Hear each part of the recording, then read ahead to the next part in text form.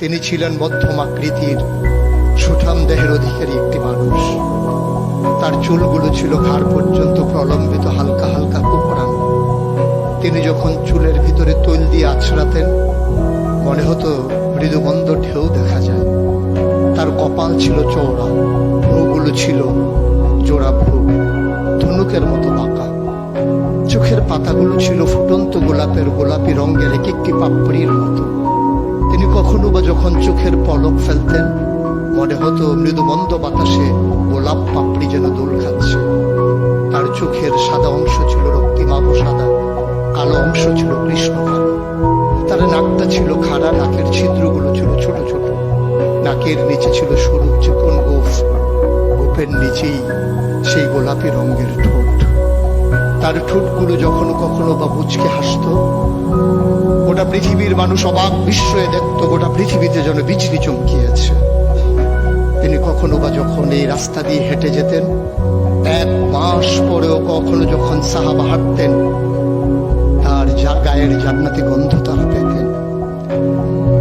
মায়েরা, উম্মাহাতুল মুমিনিন যারা, তারা নবীর যখন কখনো রক্তে ঘামে ভেজা শরীর নিয়ে ঘরে ঢুকতেন, কপালের ভিতরে মুক্তোর দানার মতো ঘামগুলো যখন জমে থাকত, মায়েরা ছোট্ট শিশি খুঁজে সেই ঘামগুলো শিশিতে ভরে জমা রেখে দিতেন, কখনো বা ঈদে কোনো অনুষ্ঠানে যেন আতর হিসেবে ব্যবহার করতে পারে। সূরত ধারণ করা কোনো মানুষের সাধ্যর বাইরে। কখনোই কোনো মানুষ এই সূরত ধারণ করতে পারবে না চেষ্টা করলেই, কিন্তু তার সিরত যেটা অনুকরণীয়, অনুপম আদর্শ। তিনি এসেছিলেন এই জন্যে, ওয়ামা আরসালনাকা ইল্লা রাহমাতাল লিল আলামিন। তিনি ছিলেন রহমত গোটা ধরনীর জন্য। যেমন করে আল্লাহ বলেছেন, ফাবিমা রাহমাতিন মিনাল্লাহি লিনতা লাহুম ওয়ালাউ কুনতা ফাযযান গালিযাল কলব লানফাদ্দু মিন হাওলিক ফাআফু আনহুম ওয়াস্তাগফির লাহুম ওয়াশাওিরহুম ফিল আমর ফাইযা আযামতা ফাতাওয়াক্কাল আলাল্লাহ ইন্নাল্লাহা ইউহিব্বুল মুতাওয়াক্কিলিন। তিনি এসেছিলেন তেমন করে। কেন তাকে পাঠানো হয়েছিল?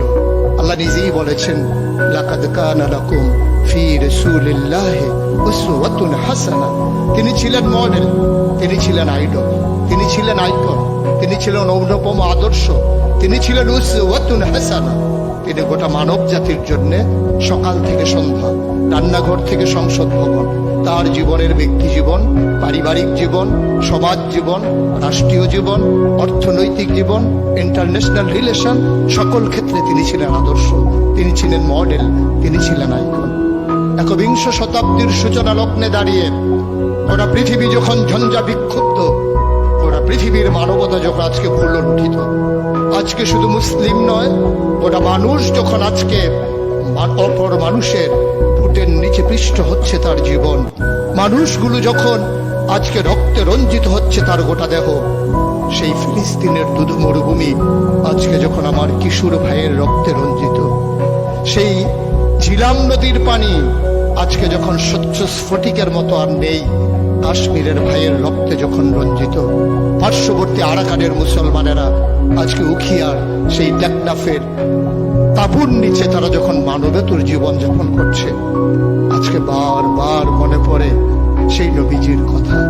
তিনি যদি আজকে আসতেন কোনো একটা ভূখণ্ডে, আমরা যদি দৌড়ে দৌড়ে তার কাছে যেতে পারতাম, ওটা মানবতা যদি বলতে পারতাম, মুক্তি চাই, স্বাধীনতা চাই, ফুটের নিচ থেকে জীবন চাই, তিনি হয়তো আঁকড়ে ধরে বলতেন, এখানেই শান্তি, চলে এসো, উদখুলু ফিস সিলমি কাফা, তাহলেই তোমাদের জন্য প্রশান্তি, তাহলেই তোমাদের জন্য মৃত্যুর, স্বাভাবিক মৃত্যুর গ্যারান্টি। কখনোই আর ঝঞ্ঝা বিক্ষুব্ধ পৃথিবীতে তোমাদেরকে বুক পেতে দিতে হবে না বুলেটের সামনে।